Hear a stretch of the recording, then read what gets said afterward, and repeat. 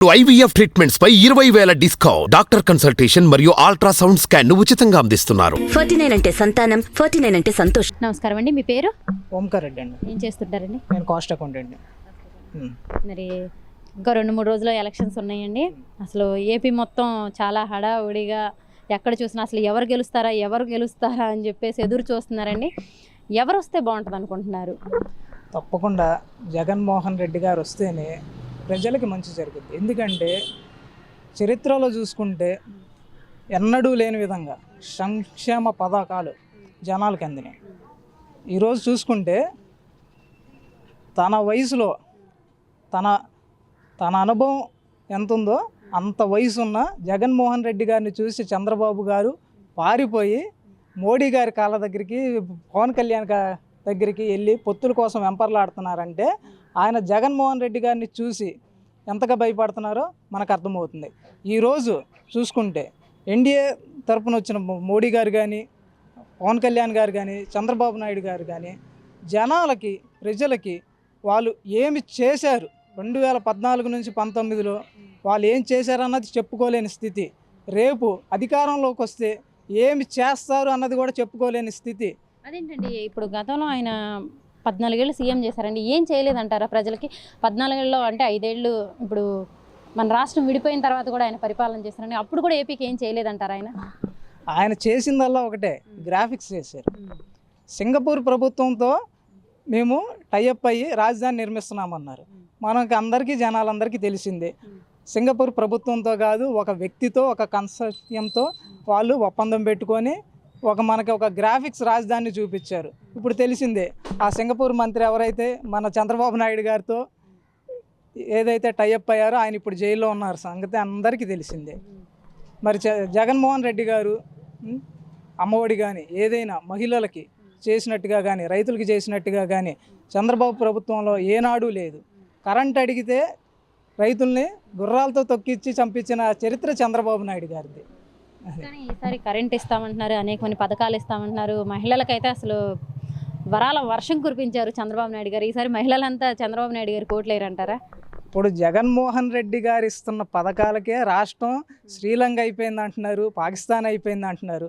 మరి ఆయన ఇచ్చిన పథకాలకి, ఆయన ఇచ్చిన హామీలకి మరి ఇంకా రాష్ట్రం ఏమైపోవాలి? అంటే ఆయనకి విజన్ ఉన్న నాయకుడు ఆయన సంపద సృష్టించి ప్రజలకు ఇస్తానంటున్నాడు. జగన్మోహన్ రెడ్డి గారికి విజన్ లేదు, ఆయన అప్పులు చేసి ఏపీ ఆస్తులు తాకట్టు పెట్టి ప్రజలకు ఇస్తున్నారు అంటున్నారు కదండి.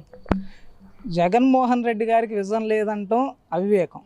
ఎందుకంటే ఇప్పుడు దాకా ఆయన సంక్షేమం అంటే ఏంటో చూపించారు, ఇంక నుంచి అభివృద్ధి అంటే ఏంటో చూపిస్తారు. ఇప్పటికైనా మనకి రాష్ట్రానికి 16 మెడికల్ కాలేజీలు వచ్చినాయి, పోర్ట్లు అభివృద్ధి చెందుతున్నాయి, ఎన్నడూ లేని విధంగా వైజాగ్ అభివృద్ధి చెందుతుంది. ఆ 3 రాజధానులతో మన రాష్ట్రంలో ఉన్న 3 ప్రాంతాలని అభివృద్ధి చేస్తున్నారు. ఇంకా విజన్ లేదని ఏ విధంగా అంటారండి? ఒక సచివాలయాల వ్యవస్థను పెట్టి కొన్ని లక్షల ఉద్యోగాలను కల్పించారు. మరి అదే విజనరీ నేను అని చెప్పుకుంటే చంద్రబాబు నాయుడు గారు ఎప్పుడైనా తన పరిపాలనలో ఇంత ఉద్యోగాలు కల్పించడం చరిత్రలో ఉందండి? అదేంటండి, ఆయన గతంలో 6 లక్షల ఉద్యోగాలు ఇచ్చామని అంటున్నారు, ఇవ్వలేదండి ఎవరికి ఇచ్చారండి ఆయన? మరి అదే జగన్మోహన్ రెడ్డి గారి ప్రభుత్వంలో చూసుకుంటే 14 లక్షల ఉద్యోగాలు వచ్చినాయి. ఒక సచివాలయ వ్యవస్థ వల్లే 6 లక్షల ఉద్యోగాలు పైగా కల్పించడం జరిగింది.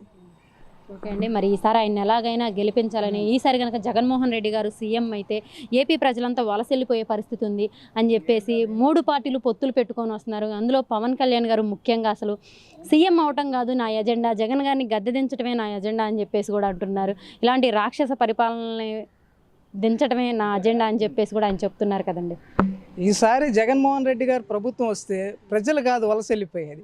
ఎవరైతే పవన్ కళ్యాణ్, చంద్రబాబు నాయుడు గారు ఉన్నారో వాళ్ళే వలస వెళ్ళిపోతారు. ఇప్పటికీ పవన్ కళ్యాణ్ గారికి అక్కడ ఒక సొంత గృహం అంటూ లేదు. ఏదో ఆయన చుట్టం చూపుగా ఏదో టూరిజంకి వచ్చినట్టు మన రాష్ట్రానికి వచ్చి ఇక్కడ ఆయన ఖాళీ ఉన్నప్పుడు రాజకీయాలు చేసి వెళ్ళిపోతుంటారు. ఈసారి నుంచి ఇంకా జగన్మోహన్ రెడ్డి గారు వస్తే పర్మనెంట్గా ఈ రాష్ట్రానికి రావటం మానేస్తారు, వాళ్ళే వలస వెళ్ళిపోతారు. ఏంటండి అసలు పవన్ కళ్యాణ్ గారికి క్యాంపెయినింగ్కి సినీ ఇండస్ట్రీ మొత్తం షూటింగ్స్ ఆపేసుకొని మరీ వచ్చేసి క్యాంపెయినింగ్ చేస్తున్నారు కదండి. ఆయన ఎలాగైనా గెలిపించాలని వాళ్ళ అన్నయ్య చిరంజీవి గారిని అడ్డం పెట్టుకొని ఆయన జనాల్లో ఆదరణ లేదు కాబట్టి సినీ ఆర్టిస్టులను తీసుకొచ్చి జనాల్లో పెట్టి ప్రచారం చేసుకునే పరిస్థితి అయింది. మరి జగన్మోహన్ రెడ్డి గారిని చూసుకుంటే స్వచ్ఛందంగా జగన్మోహన్ రెడ్డి గారి మీద అభిమానంతో, శ్రీ రాజశేఖర రెడ్డి గారి మీద అభిమానంతో వచ్చి మరి క్యాంపెయినింగ్లో పాల్గొంటున్నారు. మరి వాళ్ళ పరిస్థితి అది. మరి ఈసారి లోకేష్ గారు గతంలో ఆయన మంగళగిరి నుంచి పోటీ చేసి ఓడిపోయారండి. మరి ఈసారి కూడా మంగళగిరిలోనే ఆయనకి సీట్ ఇచ్చారు. ఈసారైనా గెలుస్తారంటారా? ఆయన ఇప్పుడే మంగళగిరిలో కనపడట్లేదు, ఇంకా ఆయన ఎలా గెలుస్తారండి? జనాలకే కనపడట్లేదు ఆయన, అందరికీ తెలిసిందే అది. ఆయన ఎప్పుడు ఎక్కడ ఉంటారో తెలియదు.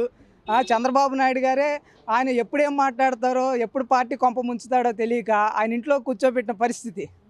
ఇంకా ఆయన ఏం గెలుస్తారండి మంగళగిరిలో? ఓకేనండి. మరి ఈసారి జగన్మోహన్ రెడ్డి గారు 175కి 175 అంటున్నారు. మరి 175కి 175 గెలుస్తారనుకుంటున్నారా? తప్పకుండా అండి. ఎందుకంటే ఆయన చేసిన కృషి, నేను ఎప్పటికైనా జనాల్లో ఉండిపోవాలి, శాశ్వతంగా ఉండిపోవాలన్న ఒకే ఒక్క కోరికతో ఆయన ప్రజలకు ఎంత మంచి చేస్తున్నారు. ఆ మంచే ఆయన ఖచ్చితంగా 175కి 170 స్థానాల్లో గెలిపించిద్ది. తప్పకుండా వైఎస్ఆర్సీపీ ప్రభుత్వం ఈసారి విజయం సాధిస్తుంది.